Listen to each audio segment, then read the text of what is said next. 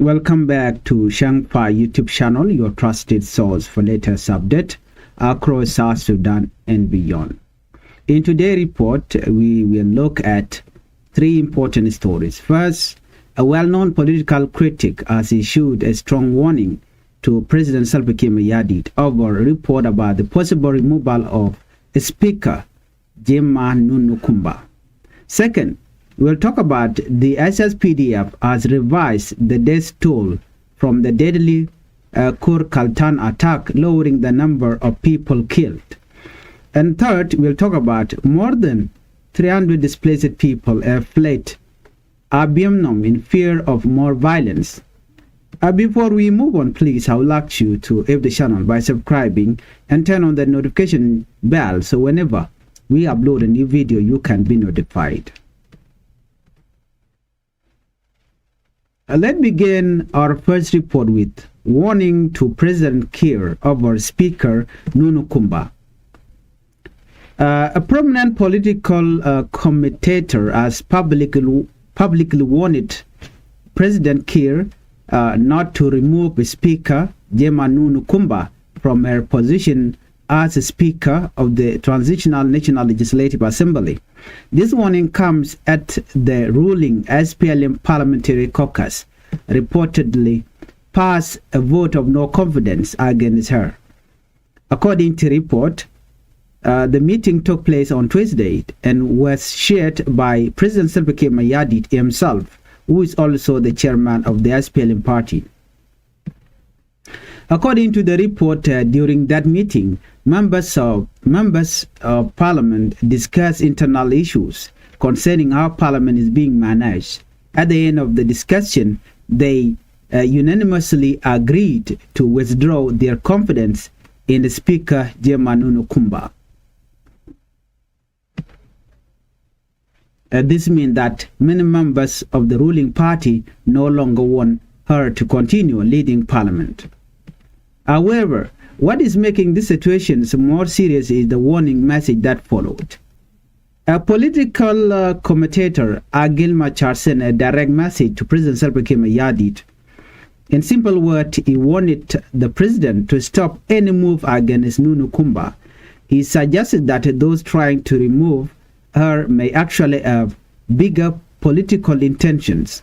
According to him, removing her may not only be about parliament leadership. He believed it could be connected to a wider power struggle inside the SPLM leadership. In his message, he warned that those going after Nunu Kumba could also be targeting President Salva Kiir's own position. This is a very serious political statement.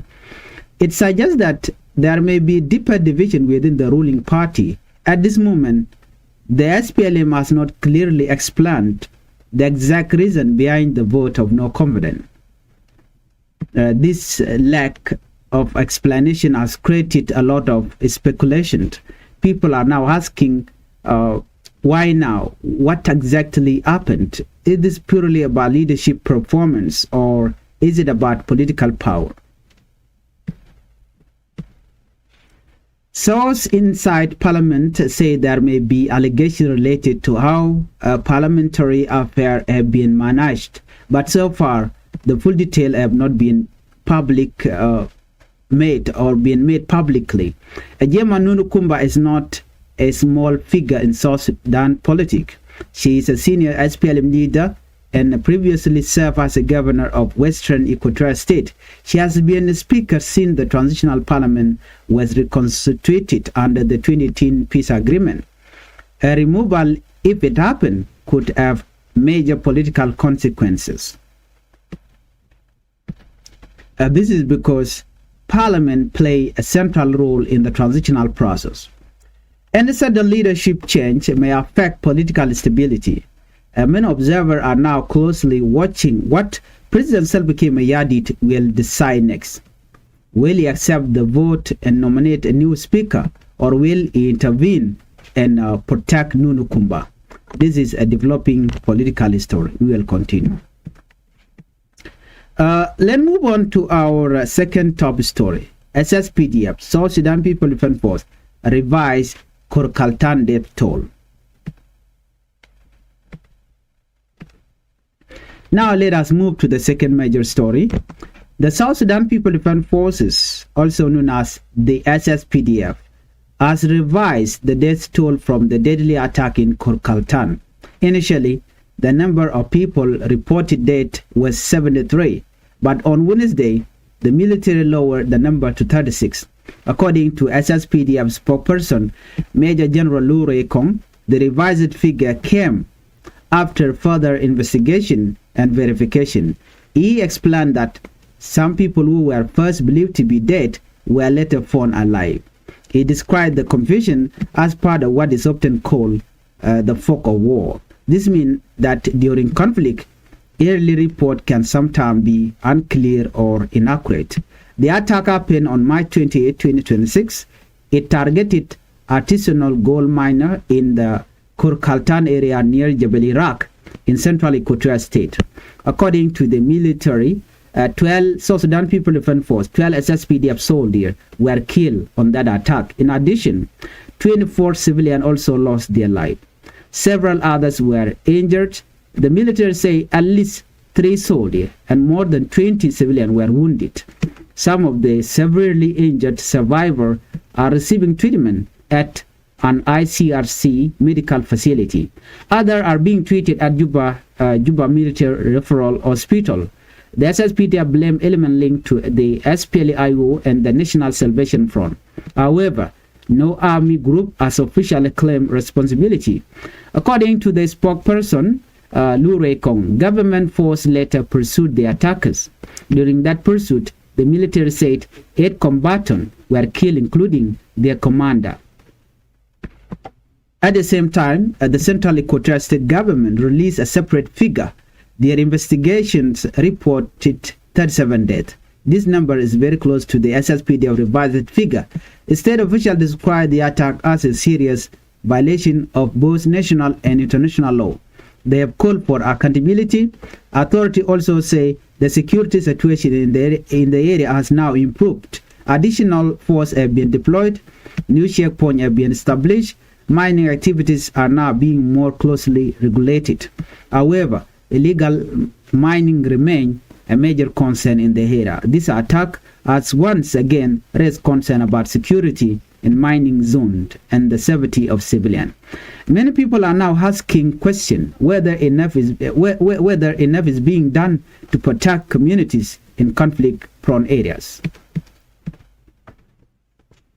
Now we come to our third top story. Over 300 IDPs flee Abiemnom in Ruweng administrative area.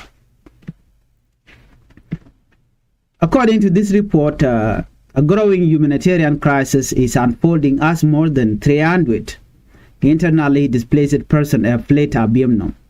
These families have now arrived in Tiar Aliet Payam in Awil South County.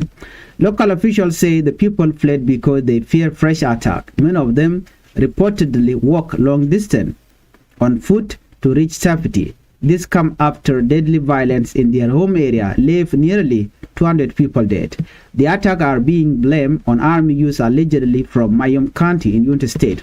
According to local authorities, the displaced people are now living in extremely difficult conditions. Many are staying in overcrowded public buildings. Some are taking shelter inside churches.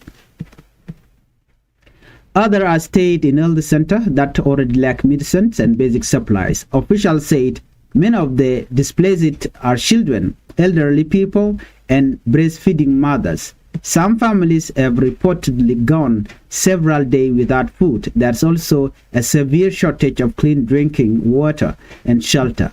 Local authorities have appealed for urgent humanitarian support. They say the host community has tried to help, but the needs are too great. This crisis follows the deadly March 1 attack in Warping.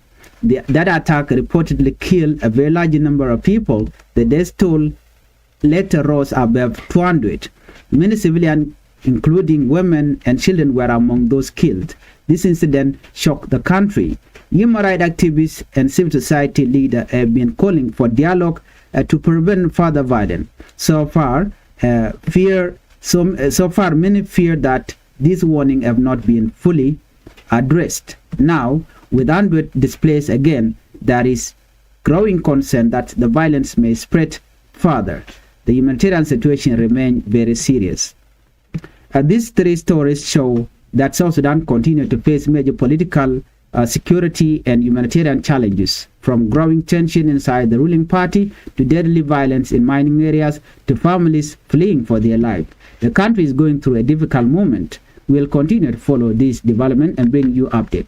Please, if you are new to this channel, make sure you subscribe and turn on the notification bell so whenever we upload a new video, you can be notified.